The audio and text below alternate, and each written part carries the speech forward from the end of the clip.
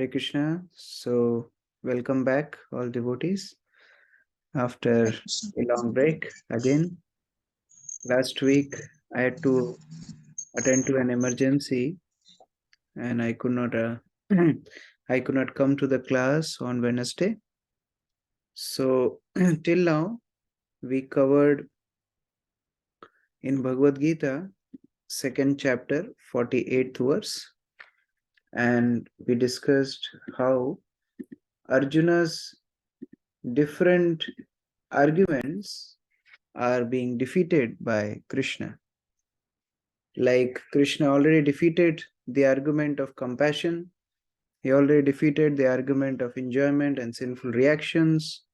He also established the supremacy of Buddhi Yoga over simple karma. And then Krishna spoke about one who is determined in his intelligence, Sthita Pragya. And that leads to the another section where Arjuna asks Krishna that Sthit Pragyasya ka bhasha, how Sthit Pragya, who is situated in complete intelligence, complete knowledge, how he exactly looks, how he speaks, how his language is, how he sits, how he walks. In a sense, what are the symptoms of a person who is in perfect knowledge? So he asked 4 questions. Ka bhasha, kim prabhasheta, kim asita, or kim brajet. So we divided the class into 2 teams, and we requested that each team can present about these answers of Krishna for Arjuna's questions in short. So who is the speaker from team 1?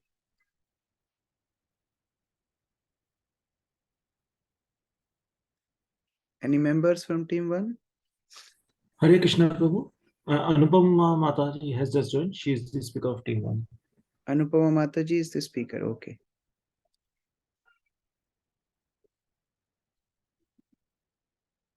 Hare Krishna Prabhuji. Hare Krishna. So should I start or should we wait for the line? I think we can start. Okay. Hare Krishna. So today we will discuss about Sthit Prajna, the qualities of the liberated soul, in which Arjun asked 3 questions to 4 questions, but we will discuss 3 questions to Lord Krishna. What are the general symptoms of the self-realized soul? What does he speak?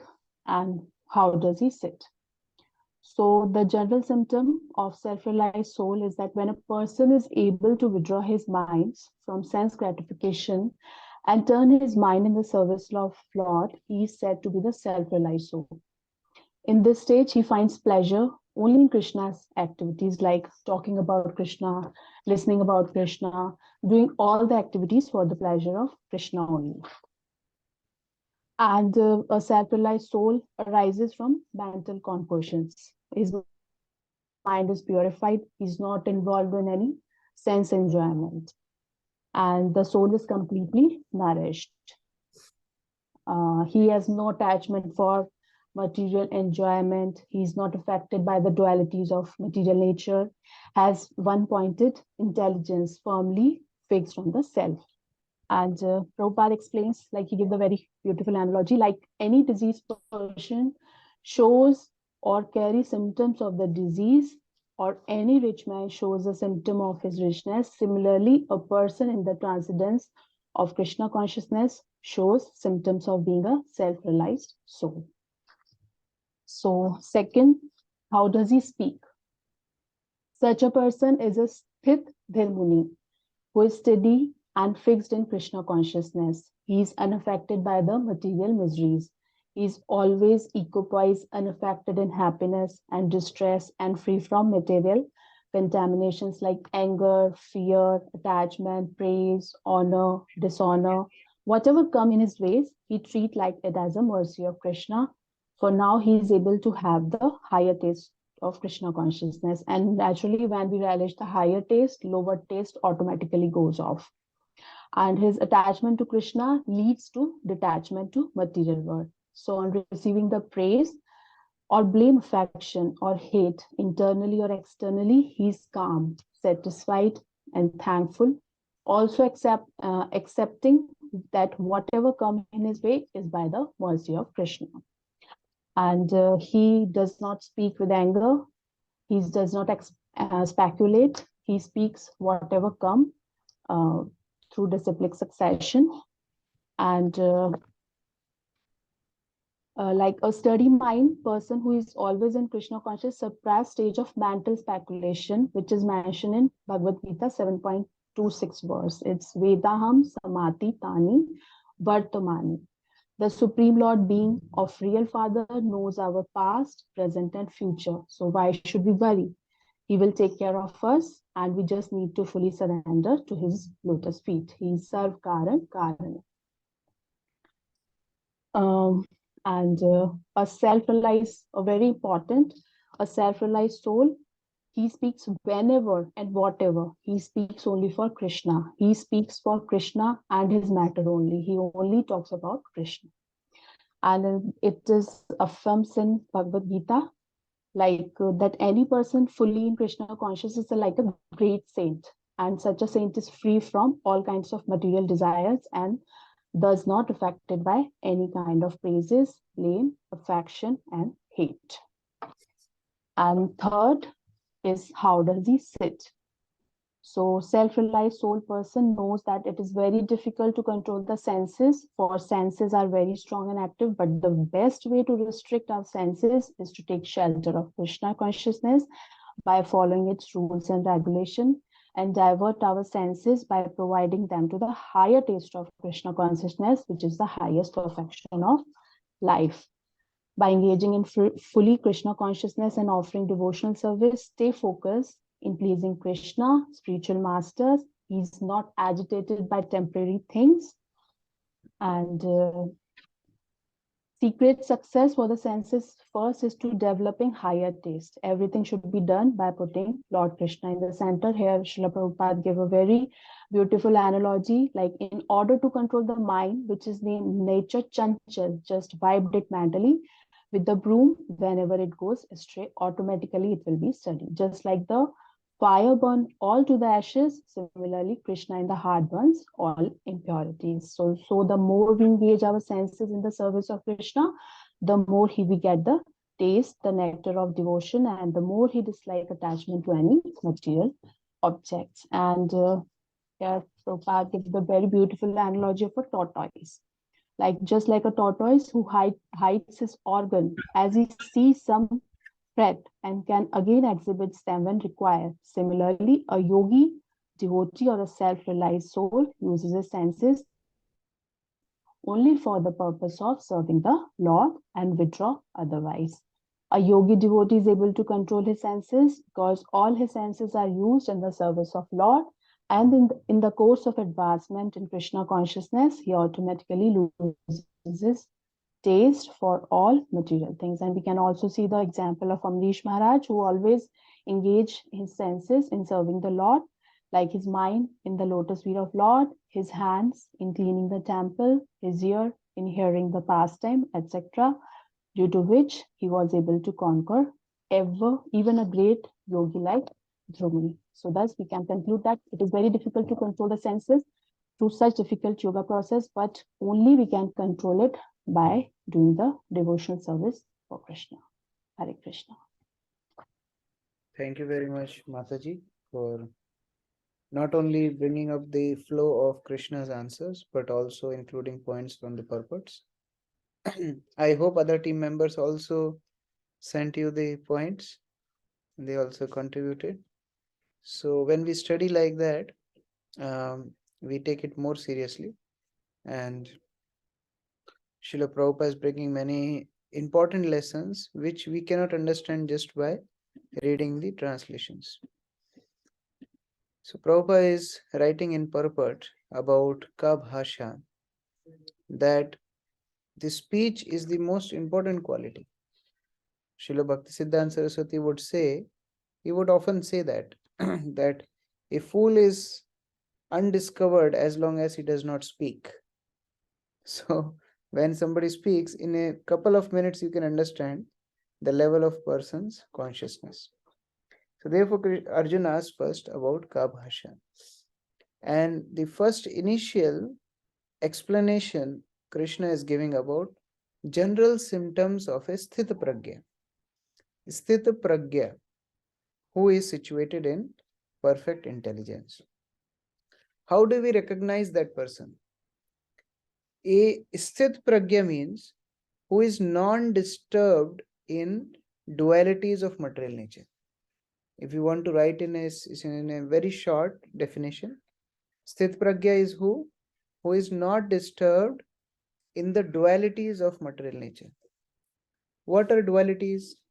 Happiness and sorrow, fear, anger, attachment, three modes of material nature, heat and cold. It may be physical disturbances, mental disturbances. At any level, a perfect Sthita Pragya remains steady in mind. He remains undisturbed. So when one is unaffected by such dualities, he is called as Sthita Pragya.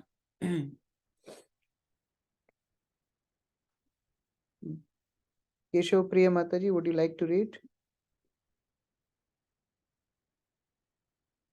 Hare Krishna.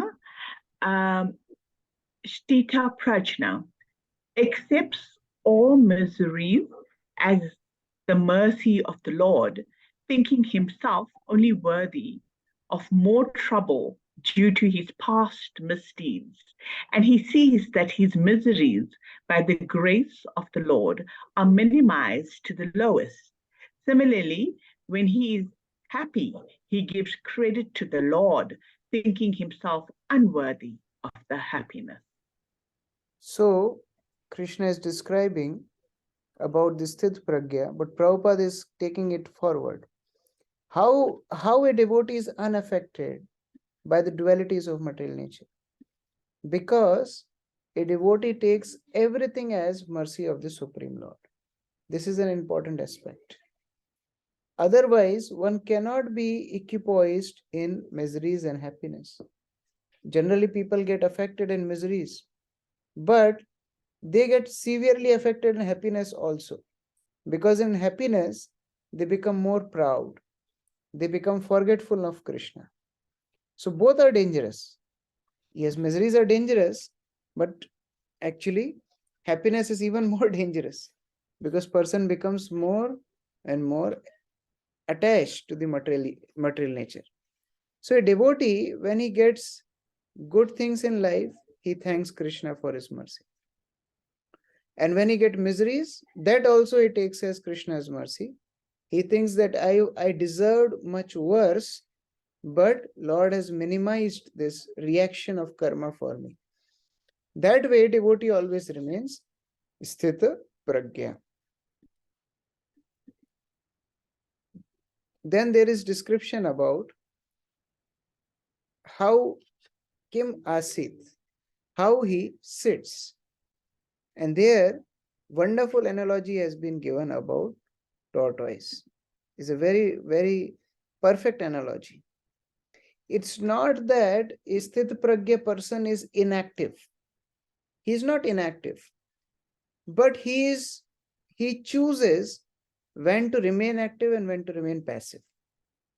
That is a Sthita Pragya person. Like a tortoise, when the tortoise goes in water and he swims around, he's very happy. When he comes to the coastal area and walking nicely, you know how slowly tortoise walk. He's having a walk, very fine. But when tortoise sees danger, that time it pulls in all the limbs inside the shell. That is Sthita Pragya.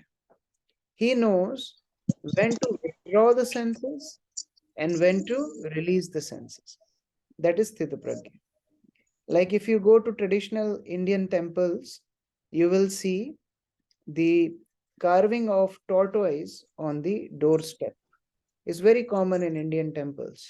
the Vedic temples, they have carving of tortoise on the doorstep of the temples. Why they used to do that? Because they want to tell that now you are coming to the temple, now you are coming to the shelter of the Supreme Lord. Now release all your limbs. With your eyes, take darshan of the Lord. With your hands, serve the Lord. With your ears, hear the glories of the Lord. By tongue, taste the prasad of the Lord. Chant his holy name. So like that, this is an indication that when we go to Krishna conscious place, when we go to the places, when we go to the situations where we can receive Krishna consciousness, that time all senses can be released. And when we go to the Maya conscious place, which makes us more conscious of Maya, that time we should withdraw our senses. That is the whole purpose of this example. Moksha Rupi Prabhu, would you like to read? Hare Krishna Prabhu. Kim asita, how sit mentally when withdrawing the senses. The best example set herein is the tortoise. The tortoise can at any moment wind up its senses and exhibit them again at any time for particular purposes. Similarly, the senses of the Krishna conscious person are used only for some particular purpose in the service of the Lord and are withdrawn otherwise. 2.58 purport. So those who say that spirituality means you have to leave everything and become inactive, Krishna refutes that argument also. And those who say that why you have to be so strict in devotional service? Krishna has given us the senses, let's just enjoy. That also refuting. Krishna is refuting that argument also. We have to be choosy. We have to be having this discretion that when to use the senses to increase our God consciousness and when to withdraw our senses when they are getting attached to material objects. Prabhupada is giving one more analogy. He is telling that the senses are like venomous snakes. The serpents are very harmful, very dangerous, very risky. Can we stay with a snake for a night in the same room? What to speak of for a same night? We cannot stay for 10 minutes also, 5 minutes also. If somebody speaks that there is snake, we'll just run around because snake is so dangerous. But if we have a snake charmer will restrict the activities of the snake. Snake charmer has this talent to capture the snake. So devotees are called as snake charmers. Actually, Krishna is real snake charmer when he subdued Kaliya. Kaliya was such a big snake.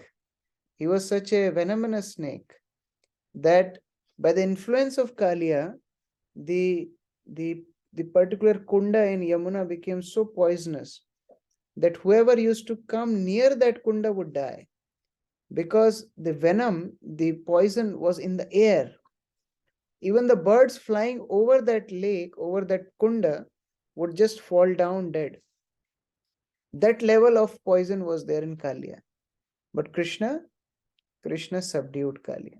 In the same way, devotees know how to subdue the senses, how to subdue the desires, how to subdue the demands of the senses.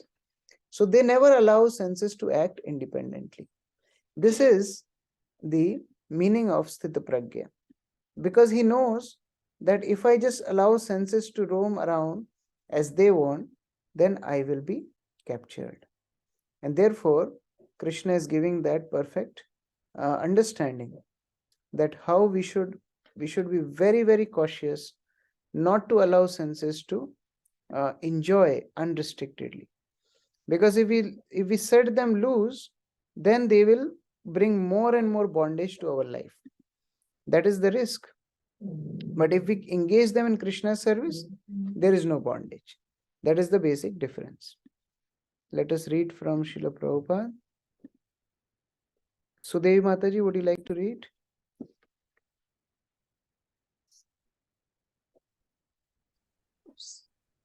One who has tasted Supreme Lord Krishna in the advancement in Krishna consciousness no longer has a taste for the material things.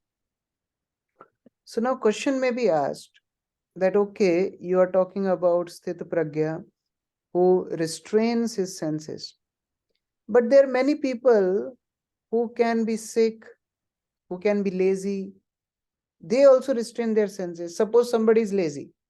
He is hungry, but he's not going to eat. Is he not restraining his senses because he is lazy? Suppose somebody wants to enjoy the whole world, but he is sick. He is handicapped. He is lying on the bed. Is he not restraining his senses? So how can this be an outstanding quality for a Sthita Pragya? How can we understand that Sthita Pragya is one who can restrain his senses? So then Krishna gives a better version of Sthita Pragya. Rasamrita Prabhu, would you like to read the translation of 59th verse from Bhagavad Gita? 250. Hare Krishna Prabhuji, then Pranam Vishra Prabhupada. Hare Krishna to everybody. Please accept my humble obeisances.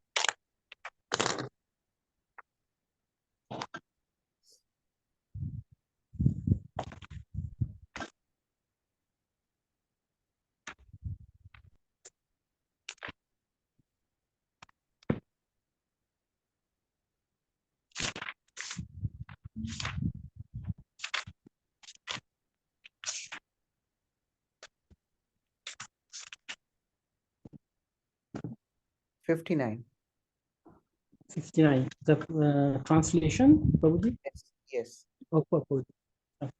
Through the embodied soul may be restricted from sense enjoyment. The taste of sense objects remains, but achieving such engagement by experiencing a higher taste, he is fixed in consciousness. This is the secret of controlling the senses. Actually, artificial restraining of the senses will not work. Because see, although the person may be not doing sense gratification externally, but his mind may always be in the sense gratification.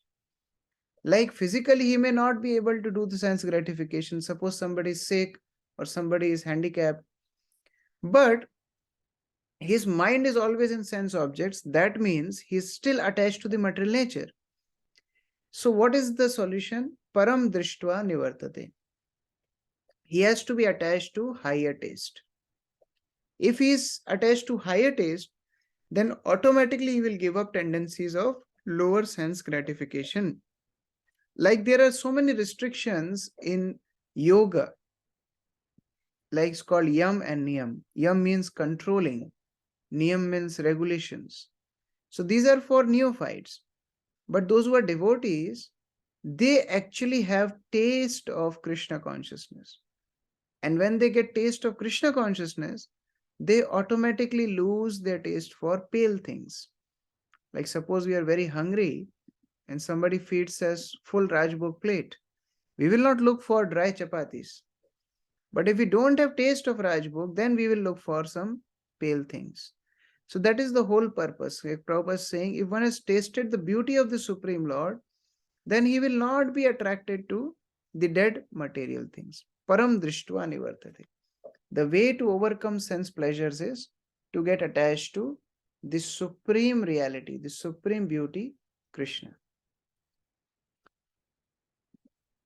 Chetan Prabhu, would you like to read text 60?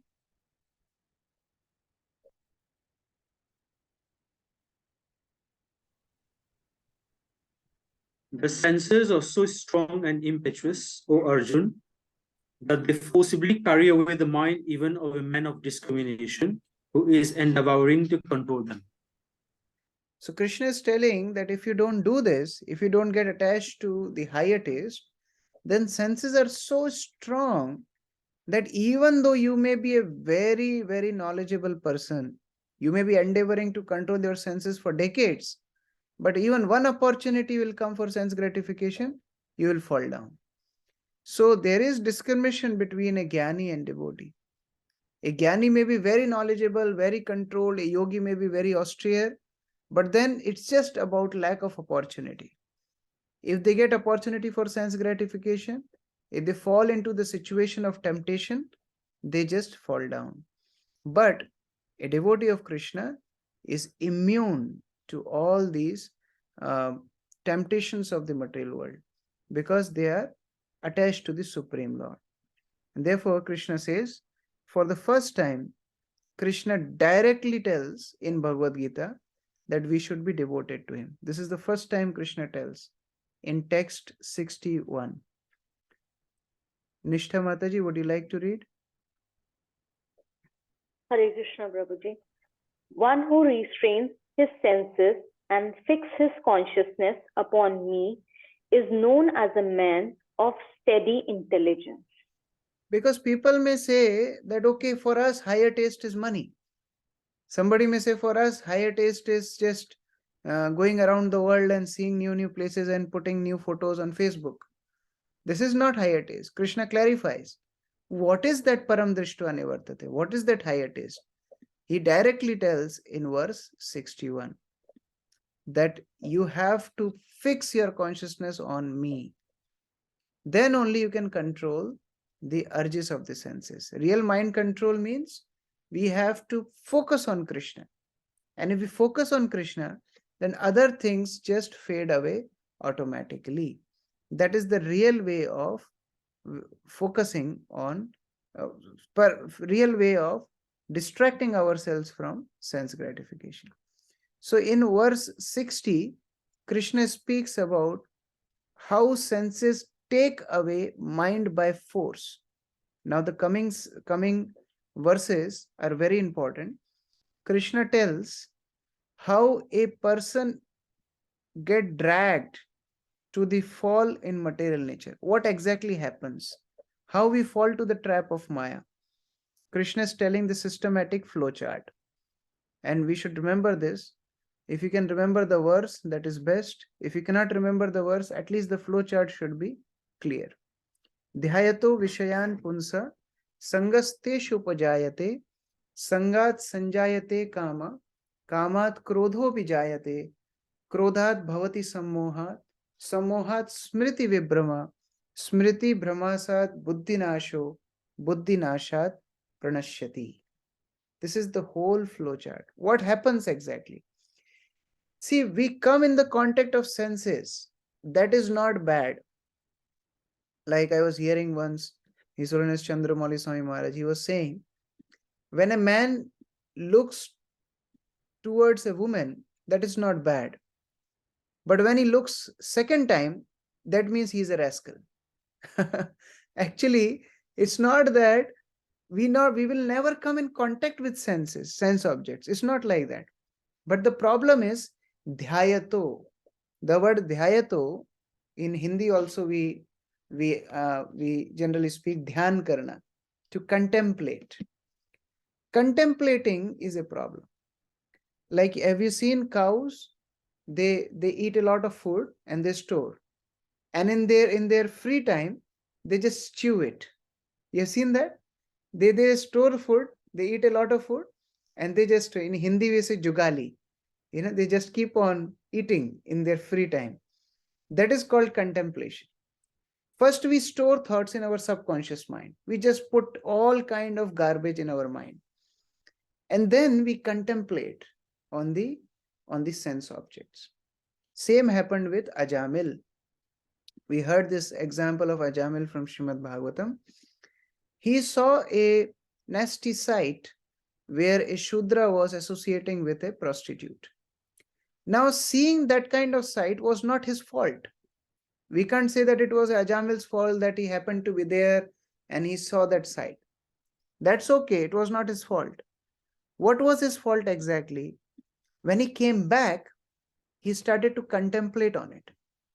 He started to think about that sight. He started to think about that prostitute.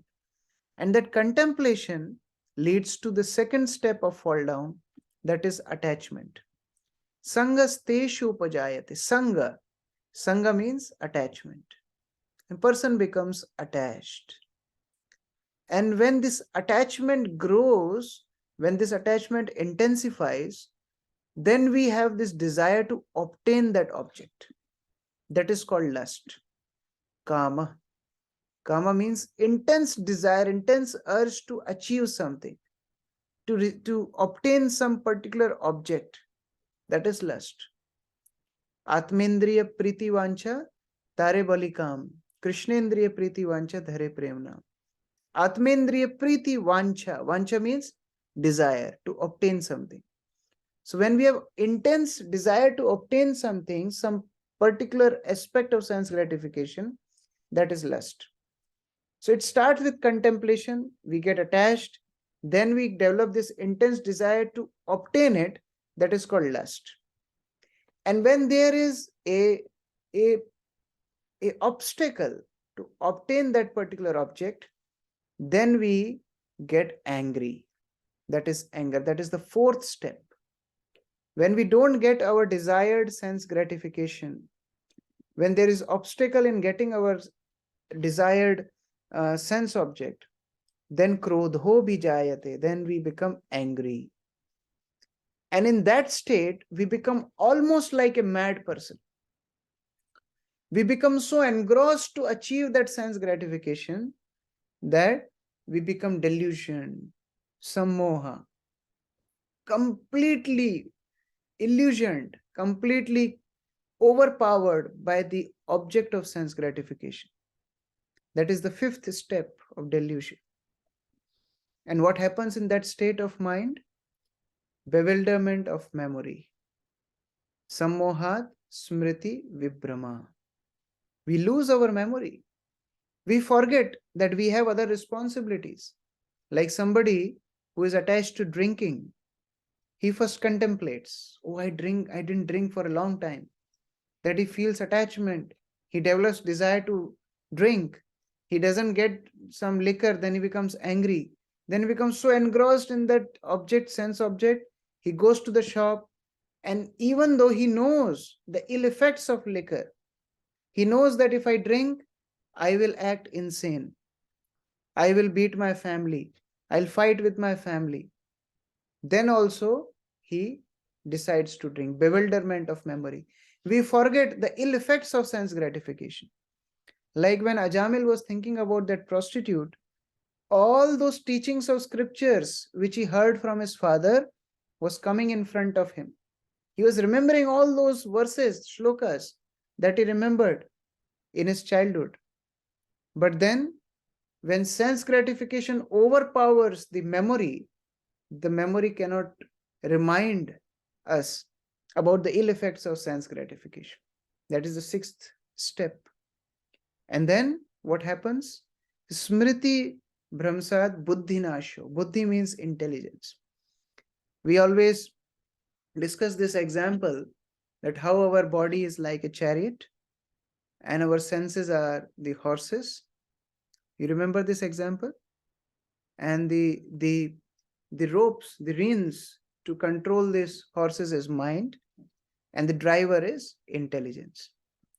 Now imagine if the driver is shot dead, like in Battle of Mahabharata, or in any battle for that matter, when the chariots, the warriors used to fight, they used to first kill the chariot driver.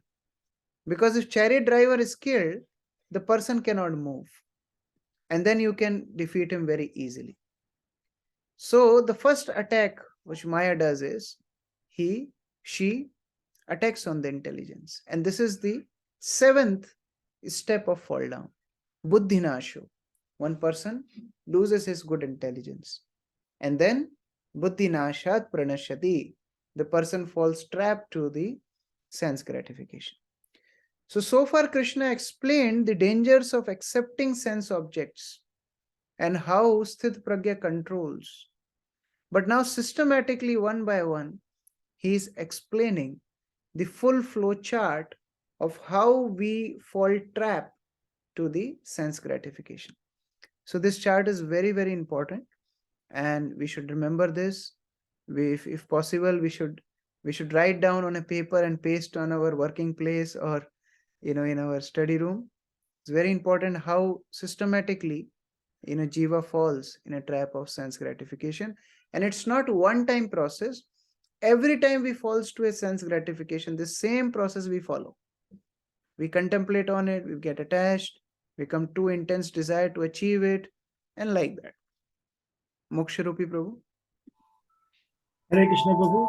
Prabhu, can you again explain the delusion step? I'm a bit confused. Yes. You see, in this whole chart, we have to understand one thing, that intensity of achieving the sense object is increasing. Like when you are contemplating, the intensity is not that intense. It's not that solid. You're contemplating, but then person is getting attached. Now attachment is more specific. Like say in general, if we say somebody likes eating, this is general statement. But somebody likes to eat gulab jamun, this is more specific now, this more specific attachment. So like that, attachment increases. Now somebody likes dark brown gulab jamun, it's more specific attachment. When somebody likes dark brown gulab jamun with high sugar content, more specific. Dark brown gulab jamun with high sugar intents and cooked in ghee, more intense. So like that, the intensity of sense gratification is increasing in all these steps. So person is getting more attached. Then lust means he decides at this step, third step, he decides that he want to achieve that particular sense object. Now when there is delay in achieving that, or when he sees there are hurdles, there are obstacles, there are many hard work he has to do to achieve that particular object, he becomes frustrated. Because he himself became attached to it, he becomes frustrated. And that is fourth step, anger. Now when you are frustrated, how you feel? When person is frustrated and still want to some or other get that sense object, can he work sanely? Can he work intelligently? No. He will work in delusion. That is fifth step. Sammoha. As if somebody has hypnotized him. He cannot think what is good and bad. That is fifth step. That his intensity of achieving that goal, achieving that particular sense object, is became to such an extent that as if somebody has hypnotized him, that you have to achieve that goal. And then he cannot understand what is good and bad. Then the memory is bewildered, loss of intelligence, and fall down. So, Prabhu, Hare Krishna, Prabhu, what's the difference between delusion and bewilderment of memory? Aren't they same? See, the same point I'm telling. From first till eighth, actually it is same point only. But intensity of desire is increasing. You see, in that delusion, he even forgets the previous experiences. That is sixth step. The intensity has increased more now. He forgets that how, if he goes to this particular sense object, then he will get misery. But in fact of knowing that, he still goes ahead. Like people have bad habits of smoking, people have bad habits of liquor. Don't they know that this will affect them? But they've already crossed this sixth step of bewilderment of memory. They don't want to pay heed to that warning. They don't want to pay heed to all their experiences and still go ahead. So like that, delusion when becomes more intense, it comes to the level of bewilderment of memory. Like that. Okay. Thank you, Prabhu. So Devi Mataji? Yes, Prabhu. Yeah, you were telling that I have a doubt that in the battle, if one wants to win, he has to attack the driver, the chariot driver. So it's not against the ethics of war. Actually, it's a tactic. It's a trick. There are so many things in war they break. But main thing is, if they want to defeat a person, what they do? First, they attack the chariot driver. Then they break the chariot itself. Then they cut off the flag. These are all like, they break the moral confidence of the warrior, the opponent. And then when they attack on him, he tend to lose. So that way, that's the tactics of the war. Okay. Thank you, Prabhu. Okay, so we are ready with the second team. Who is the speaker from second team?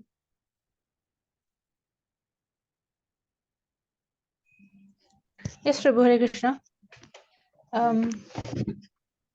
Okay, Jagatamrita. So I'm great. Yeah. So the second, that is, I'm going to talk about the fourth questions that Arjun asked. The qualities of his Sthita Pragya. How does he work? How does he respond to sense objects? Kim Vrajeta. So, firstly, as mentioned in text 2.64, Sthita Pragya is free from the dualities of life, that is free from attachment and detachment, from rag and dvesha. He is concerned only with satisfaction of Krishna, like Chaitanya Prabhu pointed out. Just like he's trying to, if we try to control our senses, just like that, without any instructions, it won't be 100% effective, because at any time we can get we can fail, we can fall down, and also Maya is very strong, so it is very difficult for us to 100% control our senses. So it is only when once one get a higher taste, which is by engaging in Krishna's service, then it is possible to control our senses. And this is what does a Sthita Pragya does. And a Sthita Pragya devotee may seems like he's doing activities like any ordinary persons, like going to his jobs, like taking responsibilities of his family. So, but actually his internal mood is very different, because he's not attached to whatever activities he's doing, and neither he's attached to the results. His senses are involved, yes, he's engaged, but his internal mood is only to please Krishna. And in whatever activity he execute only Krishna's instructions, and only connect with Krishna's will. And as Shastri Mataji points out, Sthita Pragya, if Krishna wants him to cry, the devotee will cry. And if Krishna wants him to laugh, he will laugh. And if Krishna wants him to forget, he will forget. Thus, Krishna is pleased, and the devotee gets his mercy by controlling his senses. 2.64, Srila Prabhupada mentioned that by doing so, by engaging one's senses and mind in the service of Krishna's, in whatever activities he does only for satisfaction of Krishna. His senses are controlled. He gets the mercy of Krishna. And by getting the mercy of Krishna, all his miseries, sufferings are vanquished, because when getting engaged in Krishna's service, he's going to get more he's going to not get he's going to rise above the free modes of material nature, and thus he's going to taste the higher experience the higher taste in Krishna conscious and in Krishna services. So he's not going to get interested in any other materials and gratifications. So he becomes fully satisfied, and his intelligence becomes fixed, and also he is always fixed in Krishna's in Krishna and his pleasures. And also Sudevi Mataji share with us that it is a sign of good intelligence when one is satisfied within himself. He is not affected by the three modes of material nature. Also, when a person gets connected with Krishna, such a person has no transcendental knowledge. Like if a person not connected with Krishna and his mind is not fixed, he is not peaceful, he is not happy. But a Sthita Pragya devotee makes, like, he understands, realizes who is Krishna, what he is. He has he is self-realized, he knows his position as being a soul and a part and parcel of Krishna, and that we are and a soul is not greater than Krishna, no equal. So he has this understanding, and he knows that Krishna is the owner of everything, controller of everything, and everything is for Krishna. So he will take Krishna, shelter of Krishna, and then also his only concern is Krishna's pleasures, and so he attains peace. Also, Sthita Pragya has only one fixed goal, who is Krishna. So unlike materialistic persons having different kinds of goal at different times, at different period of his life, for example, if a student wants to pass some exams, he's going to pass, and after passing that exam, he will be happy. But again, another exam comes, he will have to again pass that exam and then be happy. So his goal is not his goal is temporary, changing always, and also his temporary, like his peace is temporary. But Sthita Pragya goals does not change. In whatever situations he might find himself, his goal does not change, and his goal is only Krishna's and Krishna's pleasures. And because Krishna is eternal, so he is the Sthita Pragya's permanent goal. So his peaceful and happiness will also be permanent if he is connected with Krishna. So like in text 2.67, like Prabhupada mentioned, he gave an example about Ambarish Maharaj, how he uses all his senses, his body parts in Krishna.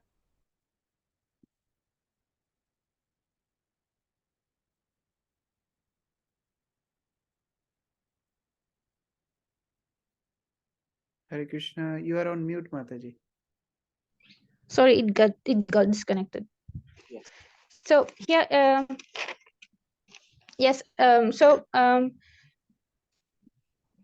So we should not like Sthita Pragya is never diverted from his goal, and also by engaging his senses, all his body parts, just like Ambarish Maharaj, like Srila Prabhupada mentioned in his purport, he engages everything in Krishna's name and in Krishna's loving services. So he is able to control his senses and curb all forces of sense gratifications, and thus Lord Krishna is very pleased with him and gets his mercy, and the Sthita Pragya does all these practice of Krishna conscious, which he does is always under the guidance of a bona fide spiritual master, as a bona fide spiritual master's instructions can help the advancement of the devotee in his spiritual path. Also, Srila Prabhupada talks about two classes of man, one who is Sthita Pragya and one who has material intelligence, for which he uses for his own enjoyment. And an ordinary common man is in a mode of ignorance, where in deep sleep, as Srila Prabhupada mentioned in his purport, and he always gets drowned in material and sense enjoyment, and it is like he is always in deep sleep, whereas Sthita Pragya, self-realized soul, having intelligence of Krishna conscious about Krishna and is self-controlled, is like he's fully awakened. He knows about his matter, spirit, and the supreme controller. He understands, and whatever is happening, he's not going to get affected by any sufferings, because he is always tasting the higher pleasure of being in Krishna's service. So the viewpoints of a material of a self-realized person will not be understood by a materialistic person, because the self-realized person, we can see him doing everything as a normal person, but everything for him is connected with Krishna, whereas a materialistic person, everything he does is for his own satisfactions, and he cannot understand a self-realized person and his activities. Also, Sthita Pragya is not agitated. He is not interested in any desire, even if he is rich for example, devotee or famous and rich because of Krishna's blessing. So he utilizes all these sense objects into Krishna's service because he has his intelligence fixed in Krishna. Also, he is not interested in material sense gratification because he's already full. He's already pleased. He's already satisfied being in Krishna's connection, and he is loving services unto him. And also, as humans, in text 2, chapter 2, text 71. As humans, we always have desires. This we cannot avoid. So what we can do is, like Stita Pragya does, he divert his quality of desires towards Krishna. Also, he understands very well Krishna's position and his soul being a soul and our real position. So he understands also that everything belongs to Krishna, so everything should be offered back to Krishna, and thus his senses become purified, and his mind is always in Krishna's, in his pastimes, in trying to please Krishna in whatever he does, and only execute Krishna's instructions, always asking if Krishna will be happy in doing any activities he does. He would always ask if doing this activity will Krishna be pleased or not, and if not, then he will not do, even if he wants to do it. And if he doesn't want to do such activities, but Krishna wants, he will always do it just to please Krishna. And he's not disturbed because he's fully in Krishna conscious and fully connected. Like Mataji Usha pointed out, a devotee is not disturbed by any desires because he is full in Krishna conscious, fully absorbed in Krishna conscious. Giving up such desires and ridding himself of false ego, he attains real peace, surrendering himself to Krishna. So, Stita Pragya is very much, all his activities, minds and senses are all under control, his own senses, and everything about him is only about Krishna, and selflessly connected with Krishna's and his wills, just to satisfy Krishna. His main goal is only Krishna. Thank you, Prabhu. Thank you, Jagatambika Mataji. And who was helping from behind? Oh, my Prabhu. Okay. Thank you, Prabhuji, also. So nice presentation, Thank you. detailed presentation. So Yeah. this is an important aspect of this chapter where Sthita Pragya, how exactly he behaves, how exactly he deals with the world has been described by Krishna. That how in 8 verses, in next 8 verses, Krishna describes how exactly Sthita Pragya engage himself in the action of the senses. Because we can see that in this world, everybody is acting, everybody is working. It's not that devotees are not working. Sthita Pragya is not working. But how do they act in this world is described in this particular section. So Krishna starts with mentioning that how one who is Sthita Pragya offers his mind to Krishna. Somebody who offers his mind to Krishna, he can automatically develop attachment to Krishna through senses. But if his mind is somewhere else, and even if his senses are engaged in Krishna consciousness, he doesn't get peace of mind. He doesn't get peaceful. But when one engages his mind in Krishna, then what happens?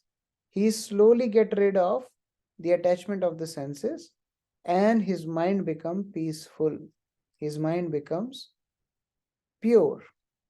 And then he attains prasad. Prasad means the mercy of the Lord. So what happens after he attains prasad? After he attains the mercy of the Lord, after he attains a pure mind, then what happens? Krishna describes in verse 65. So, Sachidananda Prabhu, would you like to read translation for verse 65? Prabhuji, Hare Krishna. So verse 65. For one who is thus satisfied in Krishna consciousness, the threefold miseries of material existence exist no longer. In such satisfied consciousness, one's intelligence is soon well established. So it's not about the external situation of a person, but it's about the mental state of a person. If his mind is engaged in Krishna consciousness, if he's thinking about Krishna, remembering Krishna, then the mind gets satisfied. And when mind gets satisfied, then threefold miseries of life cannot affect such a devotee. And that is a very important characteristic of a sthita pragya.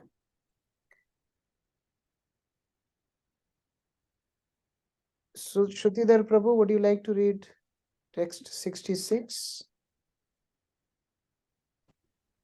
Yes, Prabhu. One who is not connected with the Supreme in Krishna consciousness can have neither transcendental intelligence nor a steady mind, without which there is no possibility of peace. And how can there be any happiness without peace? So Krishna is summarizing the point by telling that one is not connected with me in Krishna consciousness with his mind, then his mind will be restless. And if the mind is restless, how can there be peace? And if there is no peace, how can somebody be happy? So Sthita Pragya is happy and peaceful because his mind is focused on Krishna. This is the same point which Krishna told in 2nd chapter also, where he told Vyavasayatmika Buddhir Eke Kurunandana. Then the previous section of this chapter we have heard that how a devotee has to be one-pointed, determined on the thoughts of Krishna. And then Krishna says how agitated senses carry away the intelligence of a even a very wise person, because the work of senses is to drift away the person. Just like if there is strong wind, a strong wind can carry the boat away.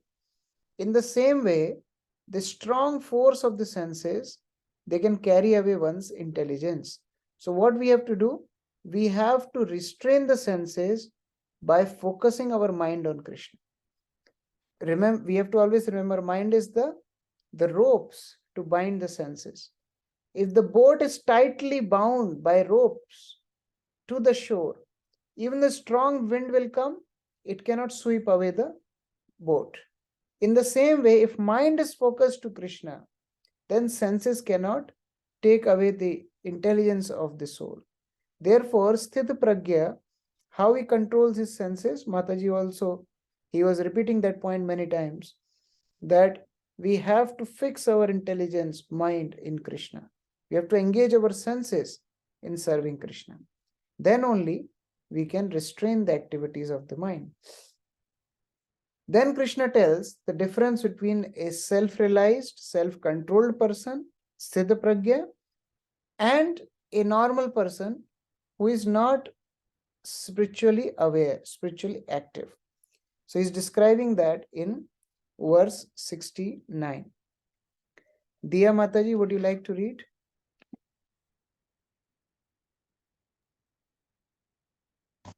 What is night for all beings is a time of awakening for the self-control, and the time of awakening for all beings is night for the introspective sage. Now, when Krishna talks about night and day, it's not physical night and day. It's not that when, actually it is also valid, because when devotees sleep, the world is active.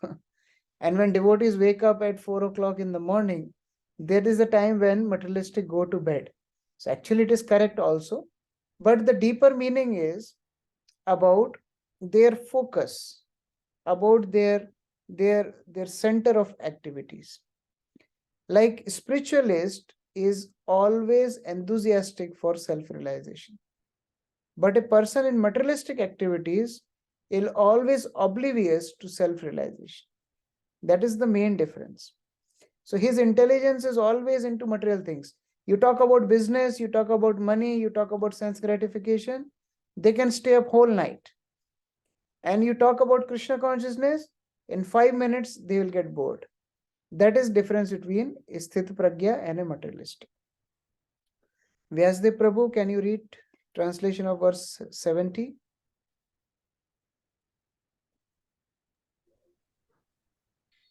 A person who is not disturbed by the incessant flow of desires that enter like rivers into the ocean, which is ever being filled but is always still, can alone achieve peace, and not the man who strives to satisfy such desires.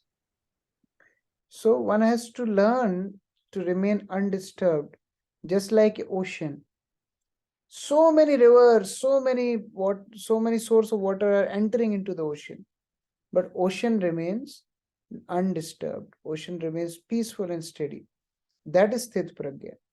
So the fruitive workers, the Gyanis, the yogis, they all are unhappy because of so many flows, rivers, river-like desires. They're unhappy because they're always continuously bombarded with these so many material desires. But Krishna Bhakta Nishkam Atayeva Shanta. A Krishna conscious person has no other desire than serving the Lord. Therefore, Krishna conscious person is peaceful, he is stable, he is Sthita Pragya.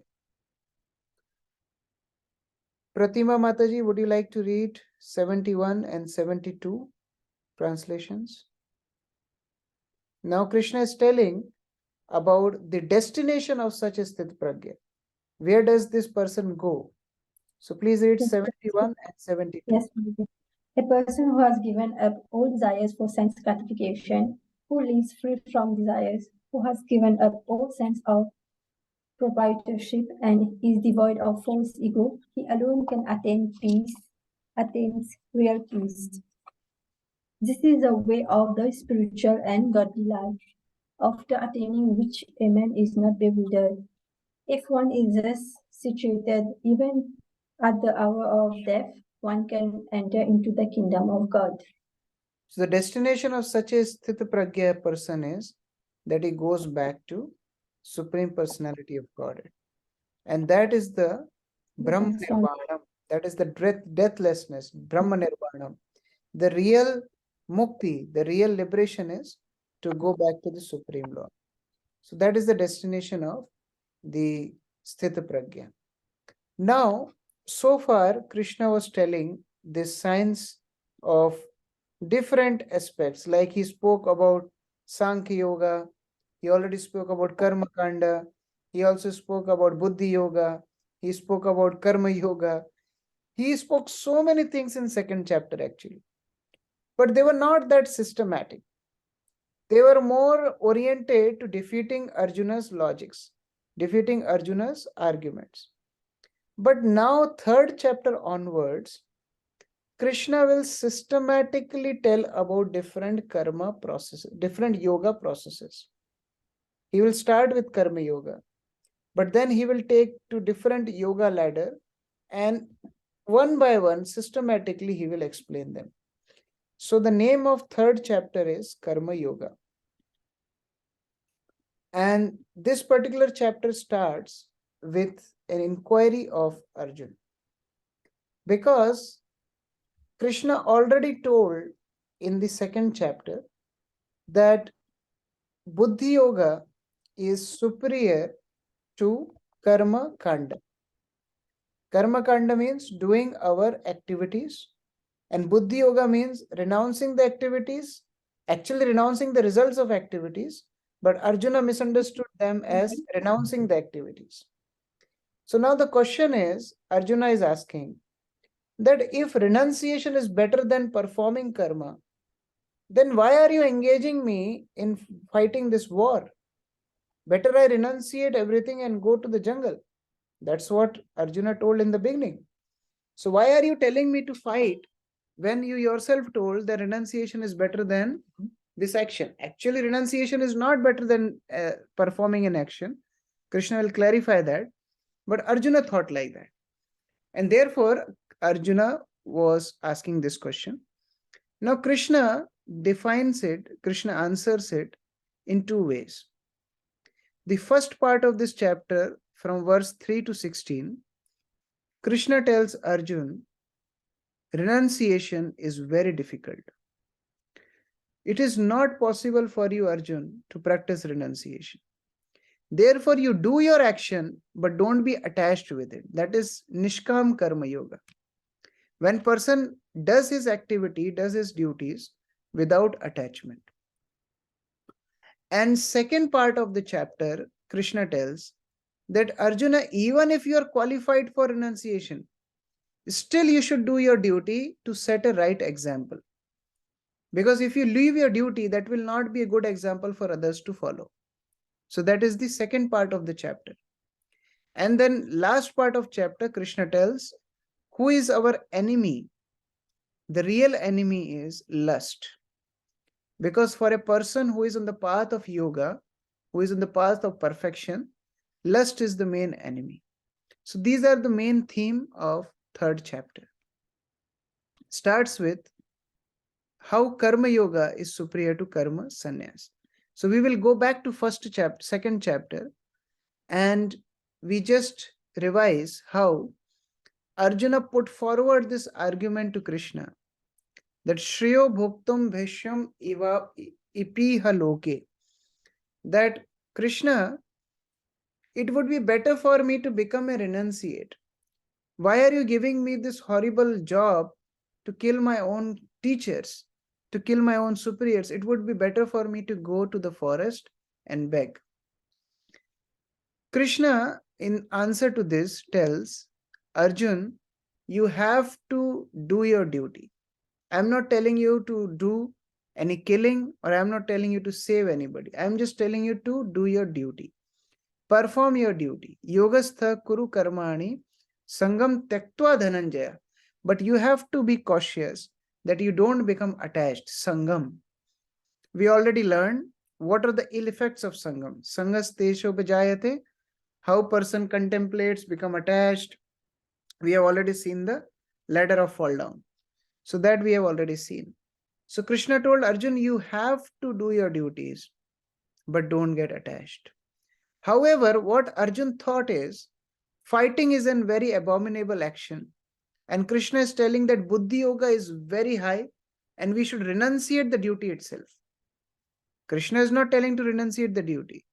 Krishna is telling, do your duty, but abandon the attachment to the duty, attachment to the results of the duty. Therefore, Arjuna asked this question.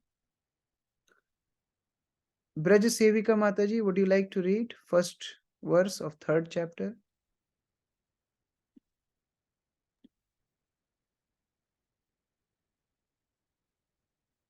Arjuna said, O Janardana, O Keshava, why do you want to engage me in this ghastly warfare if you think that intelligence is better than fruitive work?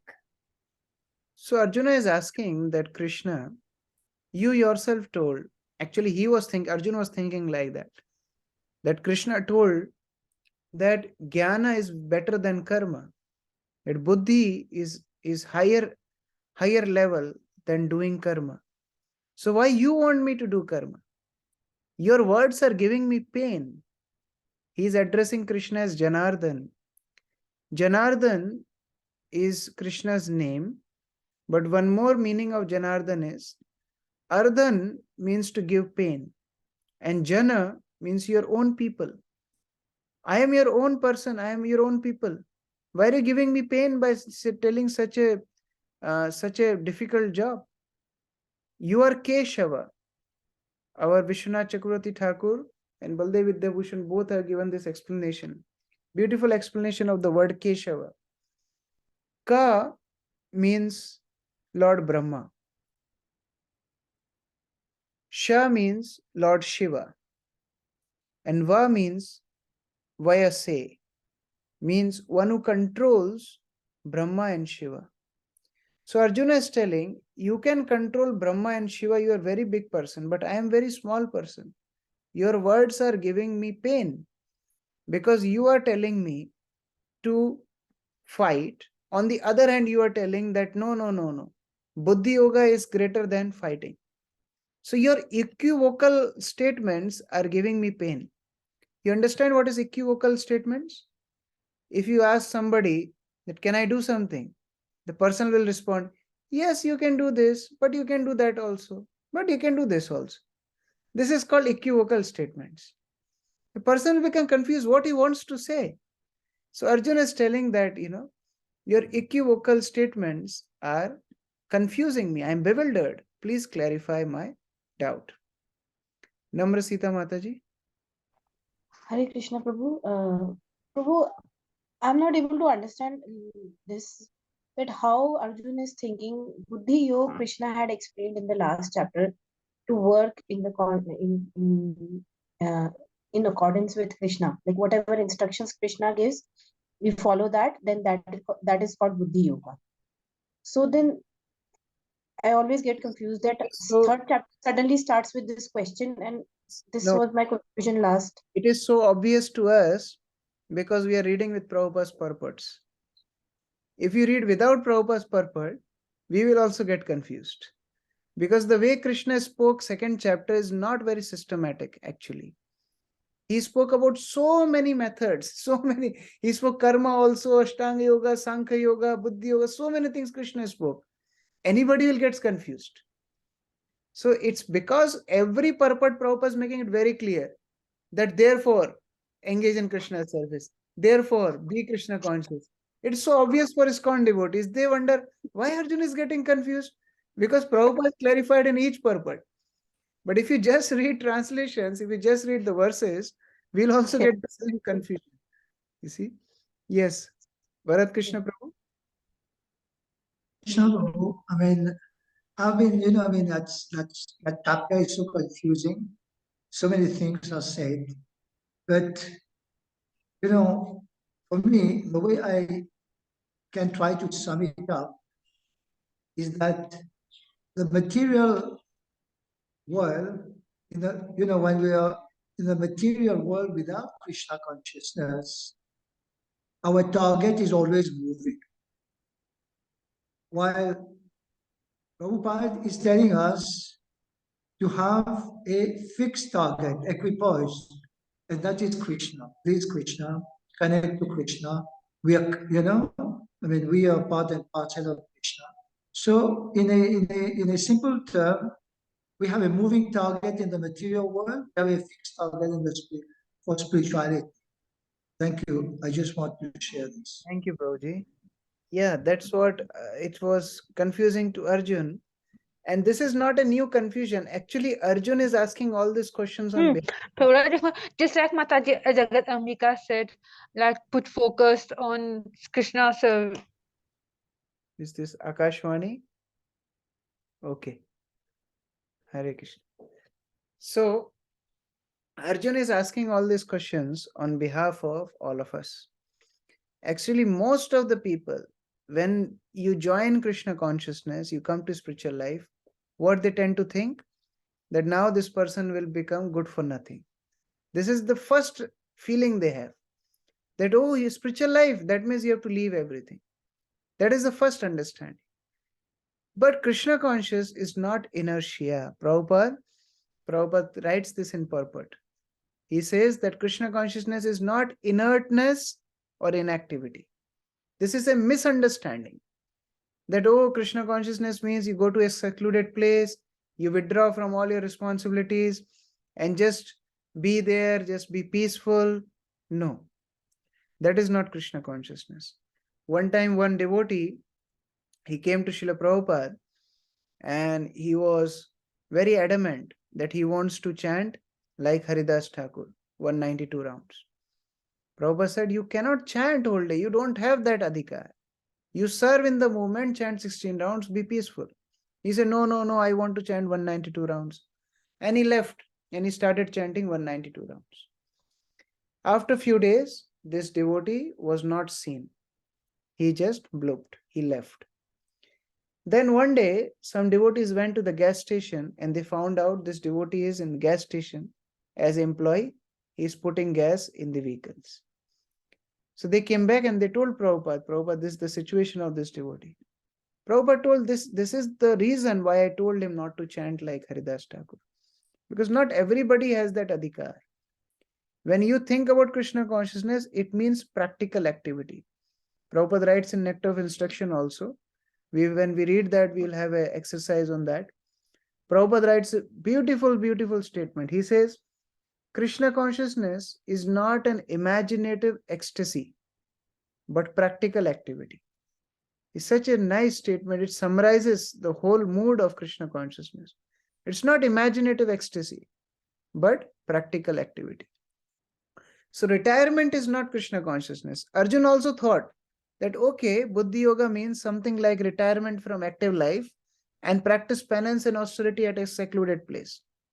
He wanted to skillfully, actually, Arjun is very intelligent. He is skillfully avoiding to fight by using Krishna consciousness as an excuse. But Krishna will not leave him. Krishna will clarify his whole doubt in this chapter. So let us see. We'll just see the beginning part today, that how Krishna is clarifying that Nishkam Karma Yoga, which is doing our duties without being attached to the results, is far better than renouncing the activities. Yes, Saurabh Prabhu? Hare Krishna Prabhuji, Dandavat Pranam. Yes. Prabhuji, I have one question. For example, if we are doing any duty, for example, Arjuna was doing a duty of his of being a Kshatriya, of fighting a war. But doing that duty, there may be certain emotions or in the situation you are there. For example, if you are fighting a war, you need to have that anger mood. But as per Krishna, it is as per the instructions of Krishna, anger bewilders the mind. So in that case, or for example, in our office case, when we are in office, there are many times you don't have to share some critical information, or you have to be some kind of judgmental to others. These emotions. Now, doing a duty involves all these things. So how to be equipoise considering these type of situations comes when we are doing a duty? See, when it comes to these different attributes like anger, lust, greed, they are not our enemies. But projection of these things on material things, that creates a problem. Like Prabhupada gave this example many times. Like you can be greedy, but that greed can be for Krishna. Arjun was angry, but that anger was for service of Krishna. Then in that anger he was fighting. When Hanuman burned Lanka, he was angry, but that was in the service of the Lord. So when these same qualities are engaged in Krishna's service, they help us to grow in devotional service. So that is fine. But what Krishna is criticizing is when we independently, when there is no tinge of Krishna consciousness, when we want to use these qualities for our own sense gratification, then they are harmful. Like you remember, we took example of venomous snake. If there is no snake charmer, the snakes will bite us. But if there is snake charmer, he can make the snake dance and play for our enjoyment. That is difference. The same snakes can become a source of enjoyment. Same snakes can harm also. It depends on the absence and presence of snake charmer. That snake charmer is Krishna. That snake charmer is representative of Krishna. So if we have that kind of inclination to use these tendencies in Krishna's service, then it's fine. But when they are independent of Krishna's service, then they will harm the living entity. Okay? So if we can say, Prabhu, that for example, if we are doing office work and suppose we are we are doing we may have to speak sometimes lie because we have to attend the classes or something like or do some Krishna activity, but we may have to speak the lie because the other person will not understand. right? So is that a correct way, or is that, which is not recommendable? Difficult to say because it's in the gray zone. There are many shades of this particular zone. Like we have to see if it is absolutely needed, then it is fine. But if it is not absolutely needed, better to avoid, speaking lies and other things. Like there is, of course, concept of morality and then transcendental morality. Transcendental morality is always superior to the worldly morality. So if we have that kind of understanding, we can break a few rules of this world, but that is a very, very emergency case, not regularly. A devotee never breaks the law of the world as long as it is absolutely needed. But sometimes what happens is when we learn this concept, we take it for granted. Very casually, we tell lies on name of Krishna. That is not good. So we should only use apad dharma in emergency only, not every day. Okay? Okay. And Prabhuji, I've sorry, but I've asked two questions to, to you on the WhatsApp. Can Oh, I yeah. ask that now? Yeah, please. Go ahead. So my first question is like, if this when the soul suffer, and the second question is, Yeah, let's go because one soul by has one. yeah, Let's go yeah. one by one. They are saying your question is if the activities of body doesn't affect the soul, then why soul suffers? Yeah, means like why soul is put to this situation and see different different difficulties, but the karma is not done by the soul. Actually, karma is done by the soul through the desire. Like, suppose today I sent some men to kill third person. I didn't kill. My people killed. But will I not be imprisoned? I will be imprisoned. And the main problem, how this soul is related to the body, is through misidentification. We'll study this in the later chapters. Misidentification. How soul misidentifies with the body. And in that state of consciousness, soul is responsible for the activities. It's not that soul is not responsible, because soul is misusing the free will.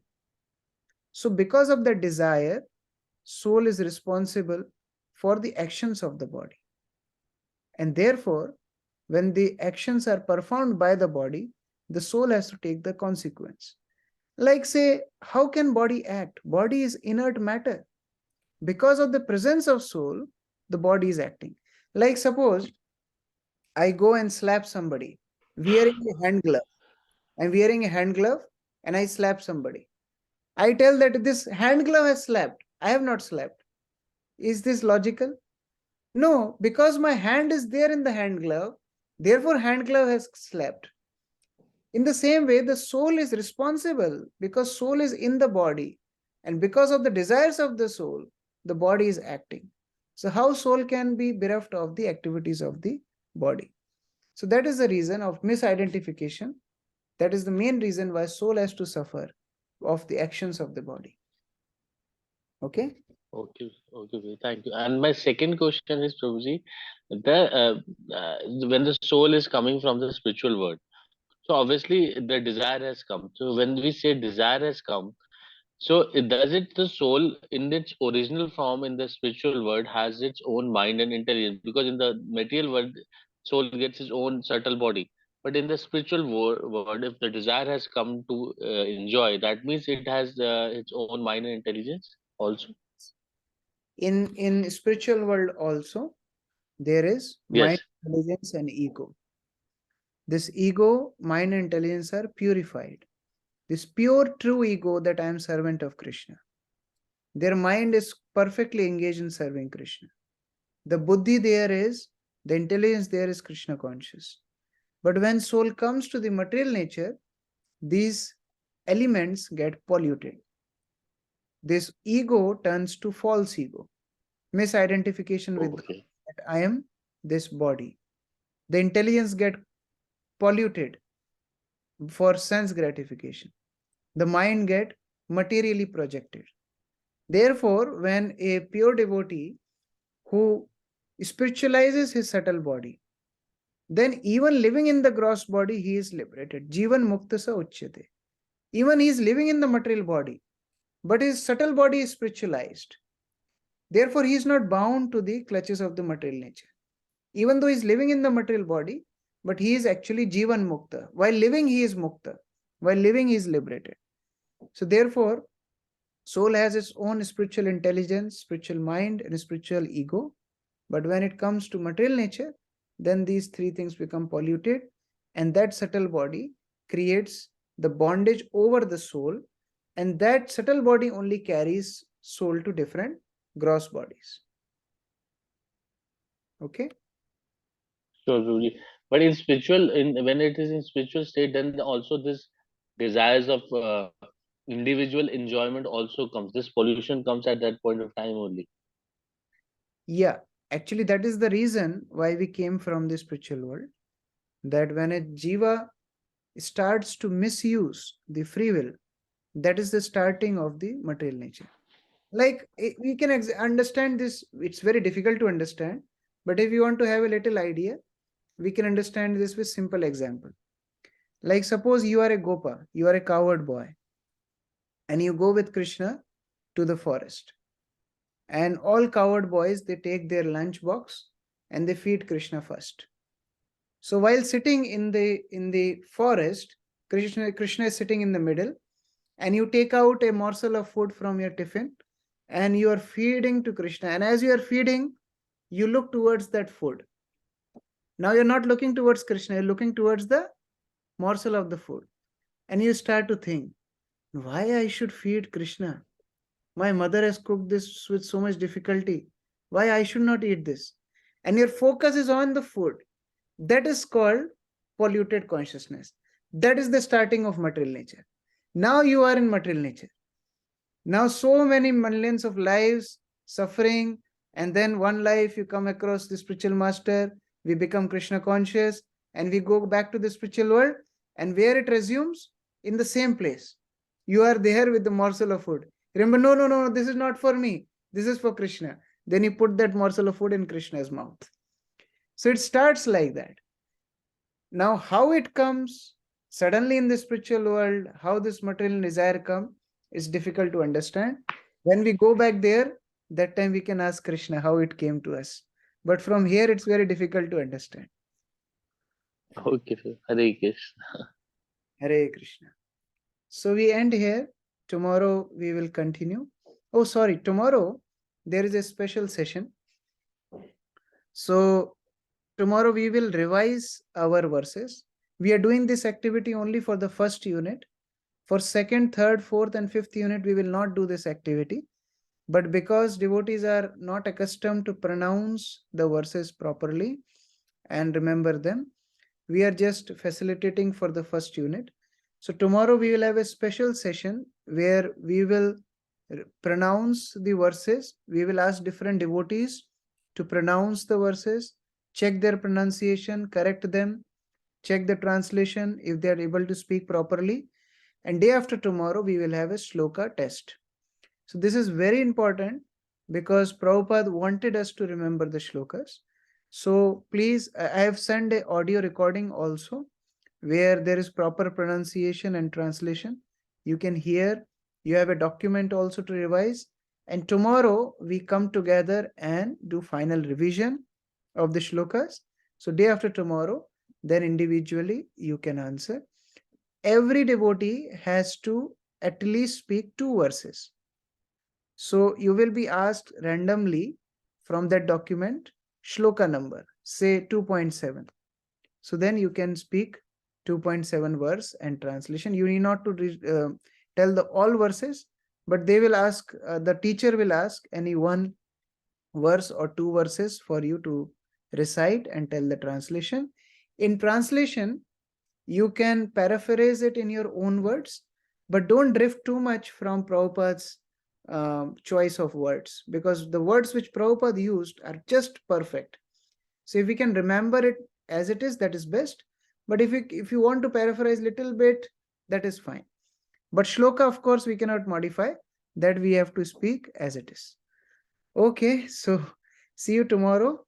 We will discuss, and I also request you, as we are starting now third chapter, please start reading third chapter along with purports so that it becomes easier to understand the class. Hare Krishna. Srila Prabhupada ki jai. Hare Krishna, Shila Prabhupada ki jai. Prabhupada.